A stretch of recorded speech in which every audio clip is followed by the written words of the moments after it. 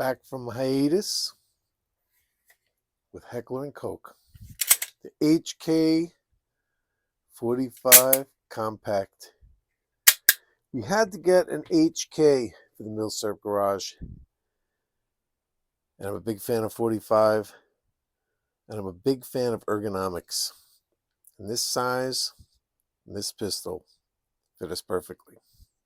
Let's check it out.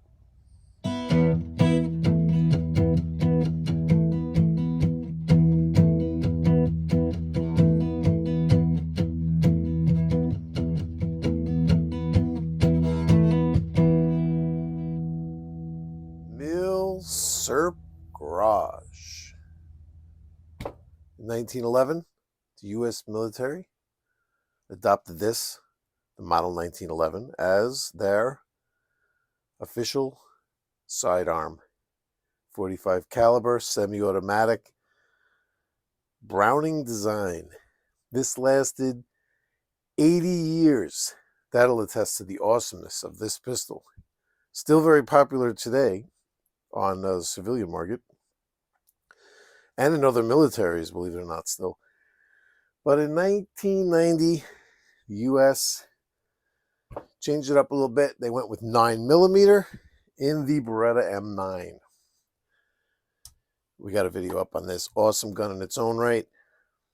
But by around 2006, the military started thinking, maybe we'll switch it up again. So they had this joint combat pistol program put together. The purpose of this was to replace this pistol. They were thinking maybe they'll go back to 45. You know, they were basically asking manufacturers like, hey, can you design, you know, like an updated 1911 for us, you know? So Heckler and Koch, they developed the HK45 with the help of retired SFOD, not 100% sure what that stands for, Special Forces something, operator Larry Vickers and firearms instructor Ken Hackathorn. The Joint Combat Pistol Program was suspended in 2006 and eventually canceled due to the lack of the due to the price it would cost to rearm the entire U.S. military at that point. And the M9 stayed in there. Now, HK knew they had something cool. They basically had this like really cool update of the USP. So they just said, we're just going to release this thing to the civilian market, the commercial market, you know, they call it, and law enforcement, and the other military that wanted to buy it. So that's exactly what they did. So this is just an advancement of the USP compact, basically. There's a USP compact, and a USP tactical, where it has the ability to thread the barrel. It has a threaded barrel, so you could, you know, any things that thread on the barrel, silence or whatever. And the HK45 is the same. There is a standard model, a compact, and a tactical version. There are a lot of different options for this gun. I know some of them. I'm not going to be able to break down. This is definitely not a buyer's guide here. This is a guy that bought one within the last year and has been playing with it, and tell you what he's learned and what he thinks of it in comparison to, you know, all the other stuff you see me shooting.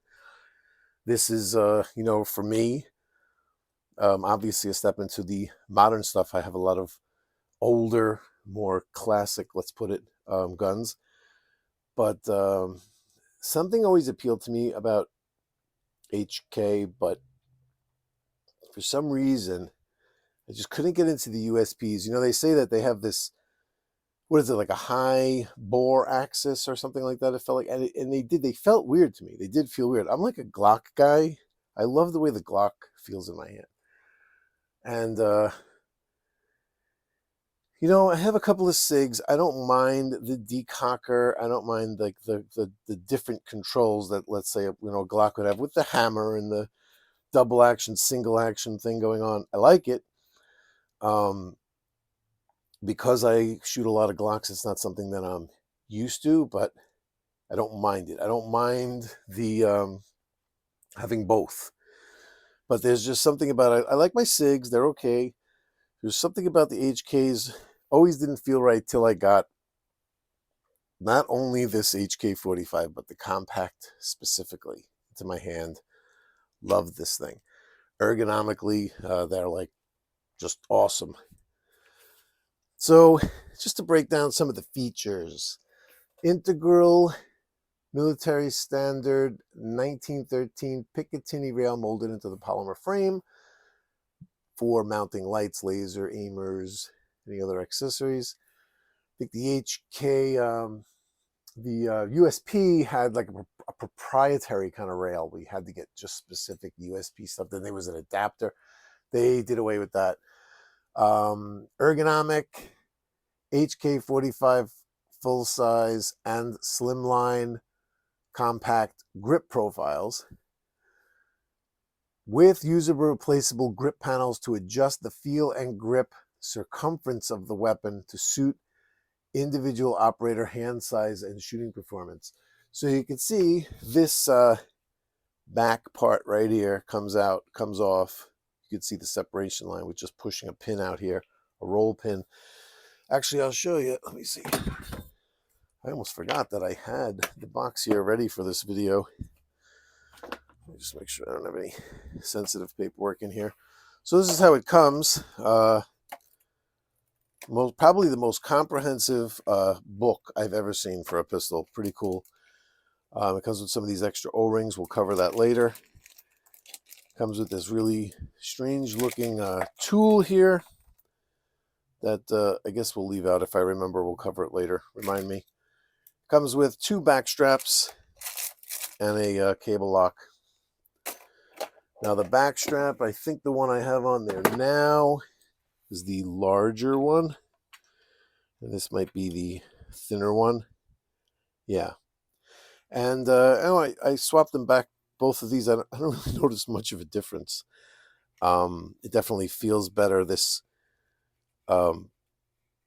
more rounded part here into the palm of my hand definitely felt better.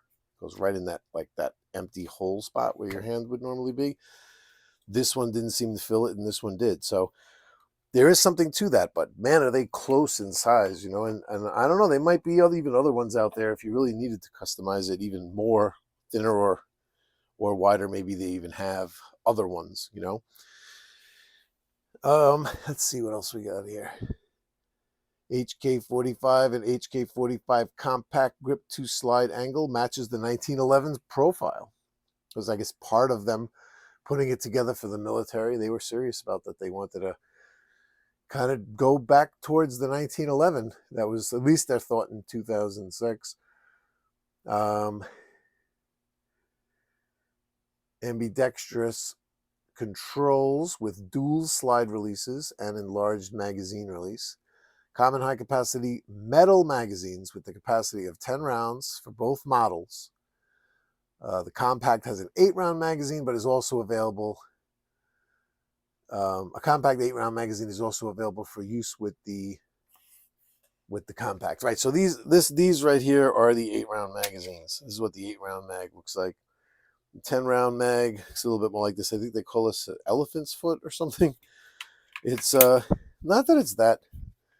It's not that it's that you know, obtrusive carrying it, but you can always carry this as your backup mag, you know, in your mag carrier. And just for it being more comfortable, have this inside the gun when you're carrying it. You figure it out. But 8-round magazines basically are standard, but 10-round magazines are good. It uses the proven modified Browning linkless recoil operating system. O-ring barrel for precise barrel to slide lockup. We're going to take a look at that when we break it down.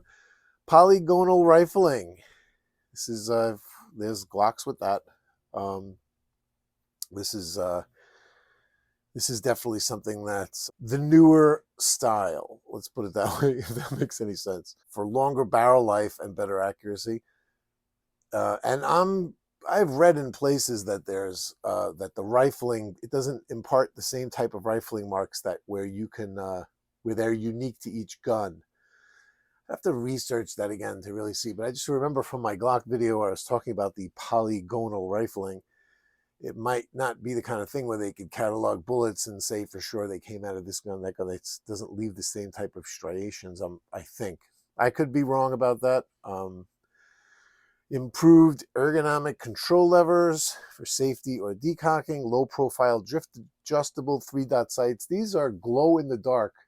They're not actually, you know, like where they just glow no matter what. But man, when the lights go out, you know, if you're at the range, you turn the lights off and do some dark shooting, they stay lit for quite a while and they're bright. Much brighter than the, you know, like the tritium. Is it called tritium?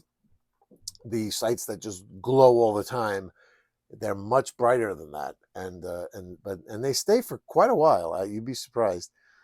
Contoured and radiused slide with forward slide grasping grooves and anti-glare longitudinal ribs.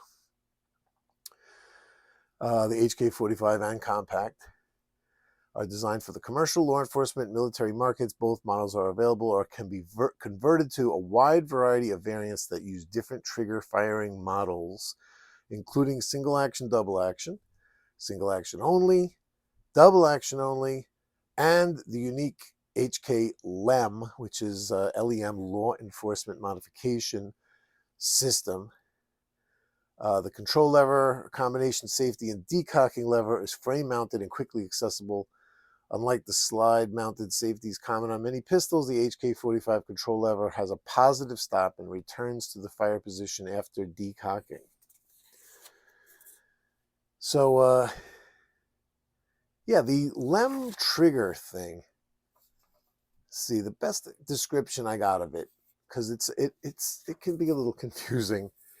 It's basically like a modified single action, double action system. This is the best description I got of it. There's a paragraph right here I'll read, and I'm not going to get too crazy into it. This is not a LEM trigger. You can convert these.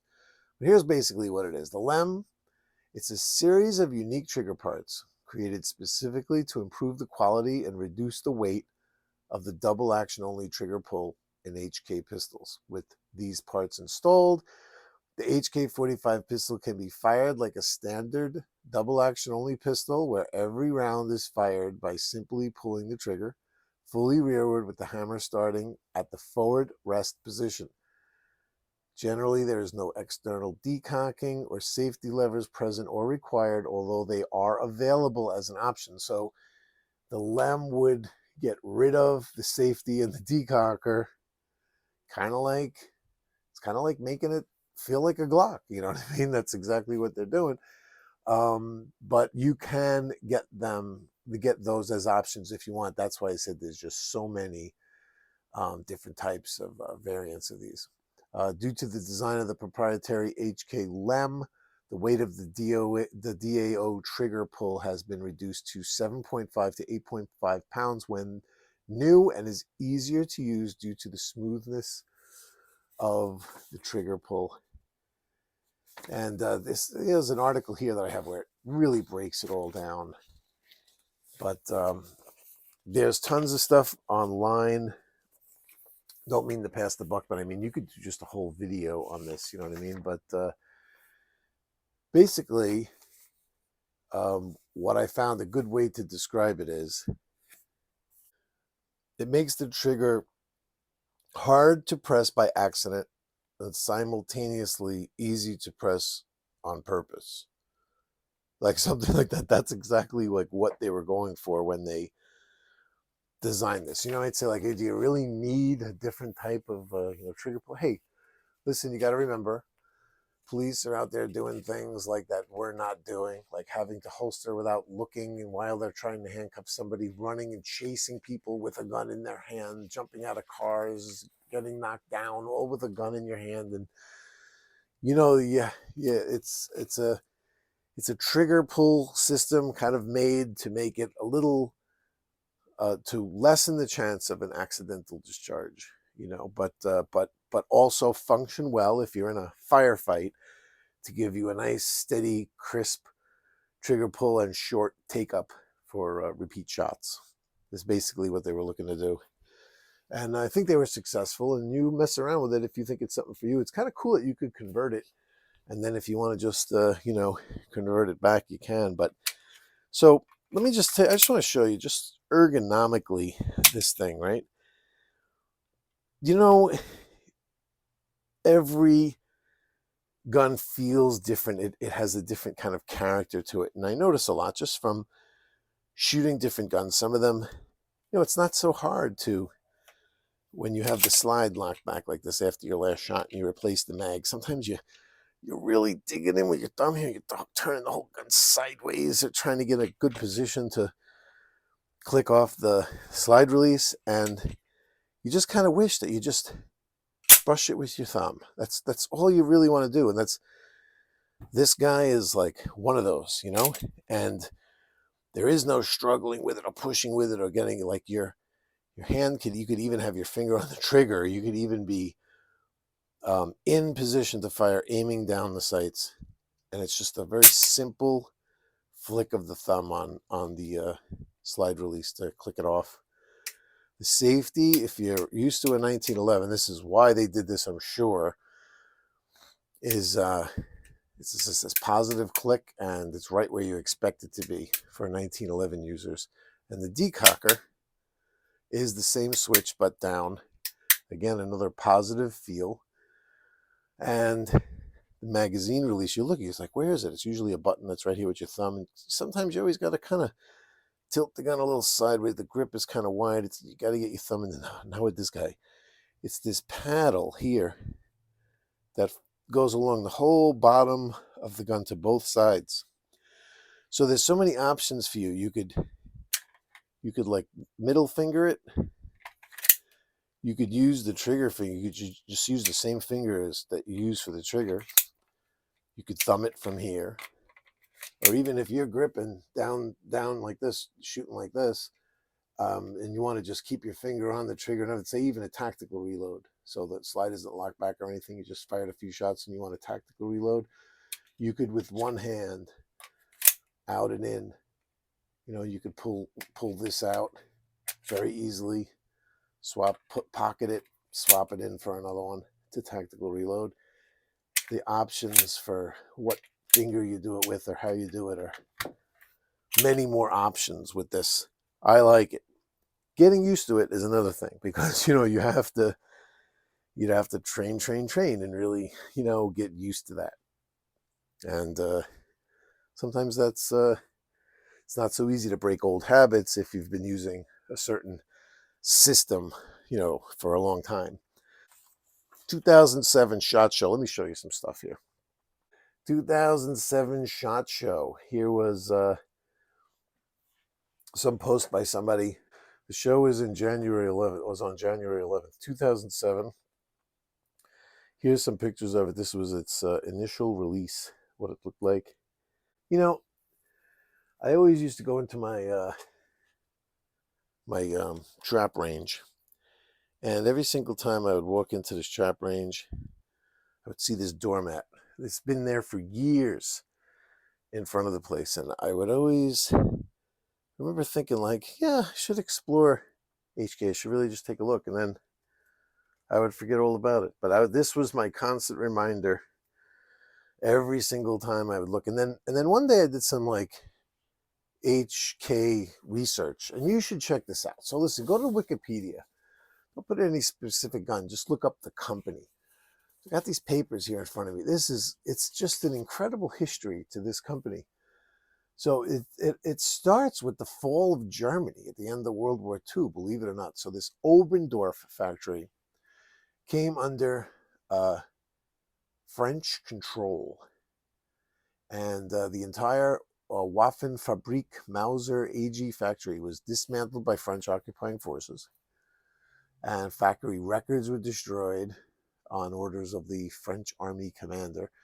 In 1948, 3 former Mauser engineers, Edmund Heckler, Theodor Koch, sorry, I knew that Koch word was going to come out, Theodor Koch and Alex Seidel saved what they could from the factory and used what they salvaged to start a machine tool plant in the vacant factory that became known as the Engineering Office Heckler and Company. On December 28th, 1949, the Engineering Office Heckler and Company changed its name and was registered officially as Heckler and Koch GmbH. Initially, the new company manufactured machine tools, bicycle and sewing machine parts, gauges, and other precision parts. In 1956, Heckler and Koch responded to the West German government's tender for a new infantry rifle for the Bundeswehr, German Federal Army, with the proposal of the G3 battle rifle, which was based on the Spanish CETME rifle. The German government awarded Heckler and Koch the tender, and by 1959 declared the G3 the standard rifle of the Bundeswehr. Later on in 1961, Heckler and Koch developed the 7.62 by 51 millimeter HK-21 general purpose machine gun based on the G3 battle rifle. In 1966, Heckler and Koch introduced the HK-54 machine pistol, which eventually launched in 1969 as the MP5 submachine gun. There we go, ladies and gentlemen. Boom! 2 years later, the company introduced a 5.56 by 45 HK-33 assault rifle, a smaller version of the G3 battle rifle, chambered in 5.56 millimeter NATO. And there you go. Company takeoff right there. And yeah, you got to telling you, there's all kinds of diversification going on in the 70s and all kind of stuff. Very interesting. This is the factory right here. And I guess this is the old Obendorf factory. Not 100% sure, but a lot of history there, right? You look at this, is like, you go, hey, this is a Milsurp Garage. What are we looking at? Some new HK gun for it. Well, there you go. This is where your Mauser engineers ended up. You know what I mean? Right here. And, that's who they were. Heckler and Koch were designing stuff in Obendorf for Mauser back in the war, during the war. So where might this gun look familiar? If you're a big fan of the movie Book of Eli, he actually had, this is the actual movie gun right here, and he actually had this exact one, the HK45 compact version is what he carried. And he was good with that thing. He definitely he made it shine. And I loved that movie for some reason. There's something about that movie that I like. I don't know, but I didn't know what kind of gun it was when I saw the movie. But that's a pretty cool. I'd love to make a tribute gun to the movie gun, because that looks freaking awesome. Let's look at the patents. So this is the patents for the. Let's see, what do we got here? These are the patents for. Oh, one last thing. The military did actually adopt a version of it, the Mark 24, or it's, I don't know exactly sure how to actually pronounce it, but it's MK24 Mod 0. It was adopted by the U.S. Navy SEALs. And that is an HK45 compact too, the compact version, So the patents, what do we got here? Let's take a look. The patent for the HK USP was it's 5309815. Check it out. May 10th, 1994. This is basically right here. You look, this is a lot of Browning in here. You know what I mean? It's like, yeah, they designed it. It's like, yeah, they definitely were. Could you imagine? It's like 2006. They're looking to replace the gun that replaced the 1911, and they're going right back to the same lockup design. Is Browning awesome or what? Right? Wow. Here's some of the text if you want to take a look at it. Pull up this patent and read it. It's pretty interesting. They come up with all of their own words. The present invention relates to a firearm, particularly a handgun, with a movably mounted barrel which takes up at least part of the fire recoil, and after passing over a predetermined first travel path, gives it up in whole or in part to a first force receiver. Yeah, that's called, why don't you just write, the present invention relates to Browning's patent. Just put that in there. An interesting thing here, I never saw one of these before. They actually had to issue a certificate of correction like a year later, that they had to add a guy, a fourth inventor, Hubert Krieger. Looks like Hubert Krieger might have stepped up and been like, hey, he might have been a little annoyed that he wasn't put on the patent there or something, but so they had to just add him in. A couple of interesting things. Let's take some of our we got some realistic snap caps here. We have some fired brass. Let's take a look at some of the fired brass. I want to show you something. There's something interesting on here I noticed with my fired brass. It's kind of difficult to see in these pictures. But you see that up on top there? There's always kind of like a little double hit going on. It's kind of weird. Not exactly sure what causes that. It's kind of like as if it's either when the action is closing on the round, it puts a little ding, and then when you fire, it puts a bigger ding. Or I'm seeing the little one after, actually. Looks like it's afterwards. So it looks like the firing pin bounces, or the hammer bounces. Something. It's just kind of odd. You see that, right? I thought that was kind of weird. Something I should point out. I never saw that on any of my other, brass for any 45s before that I remember, seeing. So, yeah, the realistic snap caps. Why do we use these things? Because we can function test with complete inert tools. These have no primer. These have no powder. These have nothing. These are literally as inert as the gun sitting here without bullets itself. There's absolutely zero chance of an accident. And this way we can check to see how easy it is to load the mags. And these are nice, man. They're smooth. They're not these like mags you got to fight with. These magazines load smooth as silk. And very, very positive ejection and function.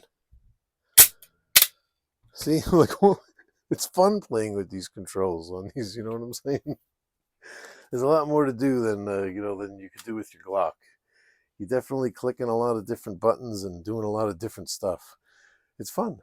It's definitely fun. What else we got here? So, got some shooting video here for you. So YouTube had some interesting stuff going on with YouTube lately. So YouTube had some fishing. There's a lot of fishing expeditions going on.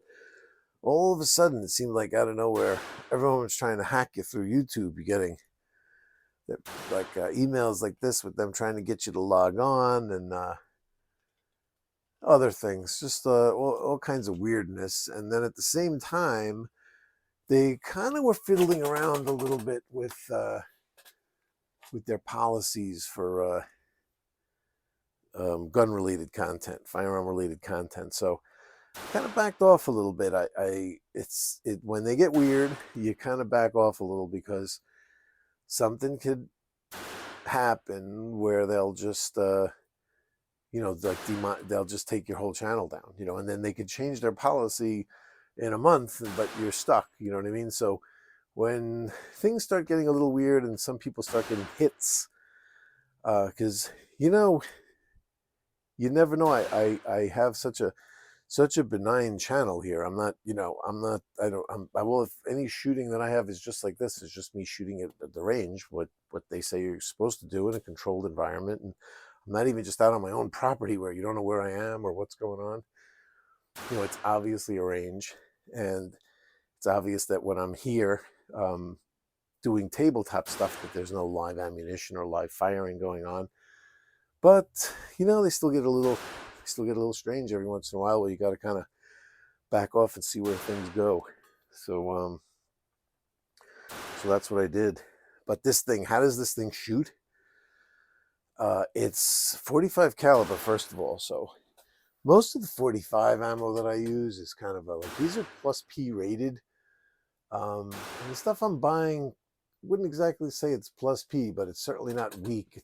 The thing about 45 that I love is that feel that a little extra punch that 9mm or even 10mm for that matter doesn't have.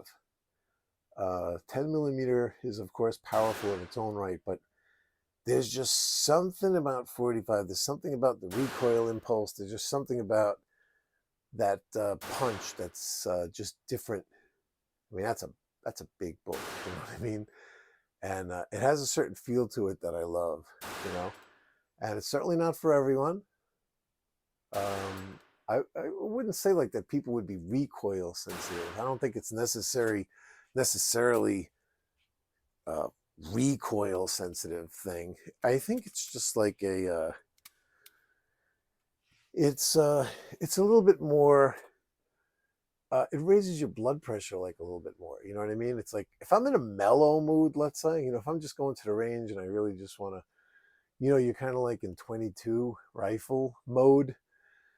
You just want to shoot some pistol. It wouldn't be the 45, anything chambered in 45 that I would want to pick up.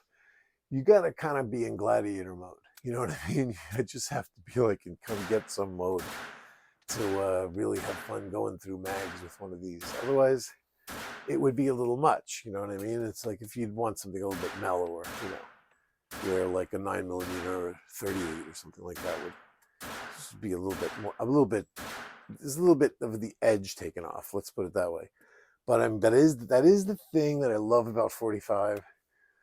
That I can imagine it's the thing that people don't like about it. You know what I mean? But old school. It's old school, and that's what I like about these, is that these are a mix of old school and new school. You know what I'm saying? That's what I kind of like about them. So let's take it apart. Let's show you what's inside. So interestingly, although the design does mimic Browning's design, there are some updates that I think are kind of cool. It's easier. I'll tell you one thing. It's certainly easier to take apart, and this will look familiar to everybody. I mean, there's nothing different going on here, but it is kind of weird that it's kind of like a mix between a Glock and a 1911 sort of. It's like weird, right? It has that kind of like hybrid look to it. So right away, you see this like bushing here. That looks a little different. We're not used to seeing that. But this definitely looks familiar when you see the barrel looking like this. This is looking hugely Glock, right? You know, and until you get to the front here, you see this O-ring in here. So this is interesting. You know, there's a lot of pushback on that as well. People are like, oh, do I really need an extra thing there? I really need an O-ring there. It's like, I think they last a really, really long time. They give you a bunch of them. It's not something that you got to go through every week. It's something that definitely lasts for quite a while. And sealing this barrel in here is very important for accuracy, you know, how the gun functions, you know. And you could definitely feel it when it drops in, that it's different. There is no movement here. I mean, listen, I've never replaced that gasket. It's not like I've put hundreds of thousands of rounds through here, but I'm pretty sure that little baggie that they give me will last my lifetime. Let's put it that way.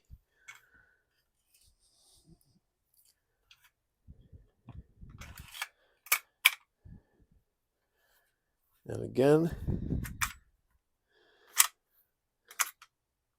we go right to here. Boom.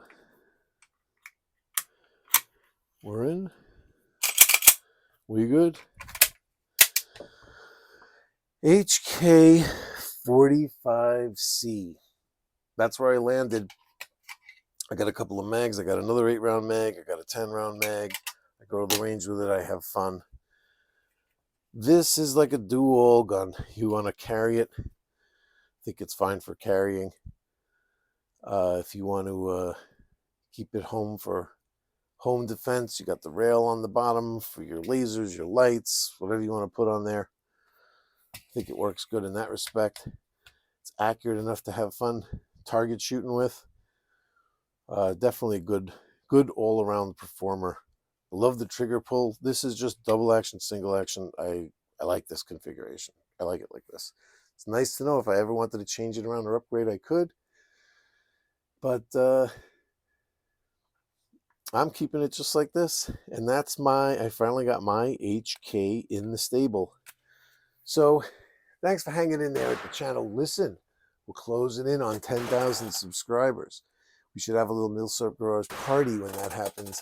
I'd love to do a live, when we're getting close or something like that, like do a live. And fortunately, see with these gun channels, you can't show any guns live at all. You can talk about them. I think you could probably get away with showing pictures of things and stuff like that. You're getting a little dicey. And you could show other videos of stuff, but people have gotten in trouble where they'll make a video. So let's say I make a video, then I do a live and show my own video. It's like, what's the difference if I'm showing that video or just doing it live? But I think if the video is previously uploaded to YouTube and they've already, approved it, then you can. I don't know. It got so complicated. I was just like, you know what? I'm not taking the chance of doing a live and getting the channel knocked down. So, but I could certainly just go on and just talk about how we're about to hit 10,000 subscribers. But who knows if that'll happen 2 o'clock in the morning on a Wednesday, you know what I mean? I'll figure it out, but definitely wanted to thank all of you. Oh, yeah, one last thing. So you were supposed to remind me and you forgot. So what this is like the lock. You see that hole right down in there? It goes in there, and it's shaped like that weird shape. So it goes in there, and it locks it. Makes the trigger lock. I don't like to actuate these things because I'm always afraid it's going to get stuck that way, like it's going to break and get stuck that way. But if that's important to you, it has that. And it's kind of cool the way they did it, that it doesn't have like, a key right here or a stupid thing, like something that's people... I noticed that, and HK might have noticed also, that people don't really care if it has a lock. They just don't want anything that could accidentally get tripped. So hiding it in here with this thing that's got to go all the way in a hole and push is a good idea. I've never heard of them going on spontaneously. And if you want to use it, it's easy enough to just use it. And it's hidden away, so somebody, even if they have this tool, they might not know what to do with it. And if you don't want to use it and you never want to even act like it has it, you'd never even know it's there. It's not like it's staring you in the face by something on the side of the gun, like a keyhole or something like that. So, yeah, there's that. So, we'll see what we're going to do about this 10,000 subscribers, but I certainly wanted to thank everybody. It's a big milestone for me. I know this video is a little slow. I'm going to get back into it. Don't worry. I got some stuff planned, and we're going to start rolling again. Summer is here. We're going to get out to the range. I'd love to do a lot of range stuff. They just redid my range, the outdoor portion of it, where I'd love to be able to get out there with some rifles and do some stuff. I really would. It's just tough. It's just easier to go there in the middle of the night when nobody knows what's going on. When you show up there during the day, it seems like everybody watches everything that you do, and it's like, you can't do this, you can't do that. Hey, it is what it is. Guys, I appreciate the patronage, though. You put me there. You put me there at 5-digit subscriber numbers. That's big. I think when you hit 10,000, you might actually enter another realm up there in YouTube where they recommend your videos more or something. I'm hoping that happens, and I can see the channel grow.